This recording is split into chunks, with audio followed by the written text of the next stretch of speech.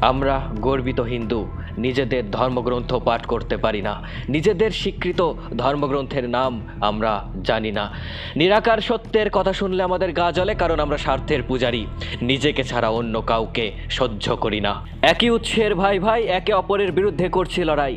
এক ভাই আজ আরেক ভাইয়ের বিপদে বুক পেতে দিতে ভয় পায়, সুখ পায় অন্য ভাইয়ের অসুখে। খুব কম মানুষই আছে যারা সমাজ, দেশ, ধর্ম, জাতির জন্য উন্নতি করছে, কিন্তু বেশিরভাগ মানুষই নিজের স্বার্থের জন্য লড়ছে।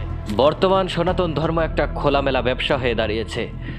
ওরা নিকৃষ্ট, আমরা শ্রেষ্ঠ, একে অপরের বিরুদ্ধে হিংসা ছড়াচ্ছে। বড় বড় সাধু বড় বড় মঞ্চে বসে দিব্যি ধর্ম ব্যবসা চালাচ্ছে। বৈদিক ধর্মের কোনো গুণই এখন আর বিদ্যমান নেই। কাকে মেরে কে খাওয়ার অসুস্থ এক প্রতিযোগিতায় সকলে আজ মেতেছে।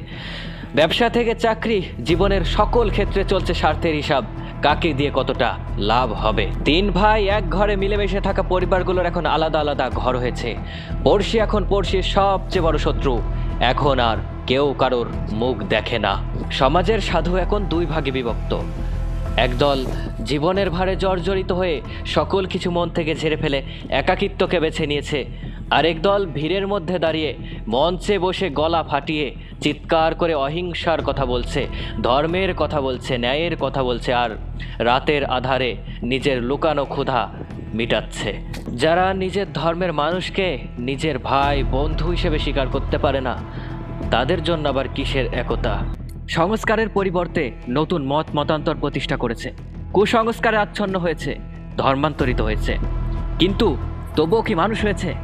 সকলকে একত্রিত করার জন্য কত সাত্ত্বিক দেবতার উদয় হয়েছে, কত সাত্ত্বিক সংগঠন প্রতিষ্ঠিত হয়েছে। কারা সনাতনীদের একত্রিত করেছে? কুসংস্কার আর হিংসা ছাড়া কি দিয়েছে? হিন্দুর খেয়ে হিন্দুর পরে হিন্দুরই ক্ষতি করেছে। এরা চরম আমিত্বের পূজারী।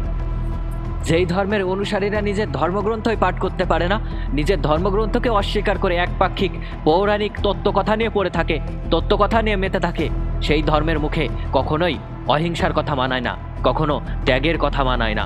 ঈশ্বর অমুক, ঈশ্বর তমুক, এই অমুক তমুকের ভিড়ে আসল ঈশ্বর অনেক দিন আগে মানুষের মন থেকে হারিয়ে গিয়েছে। কঠোর পরিশ্রম আর কঠোর সত্য অনুসন্ধান আজ অলস ভক্তিতে রূপান্তরিত হয়েছে। নিরাকার সত্যকে অস্বীকার করে মানুষ আজ অনুভূতির বিভিন্ন স্বার্থের মূর্তির সামনে মাথা নত করছে।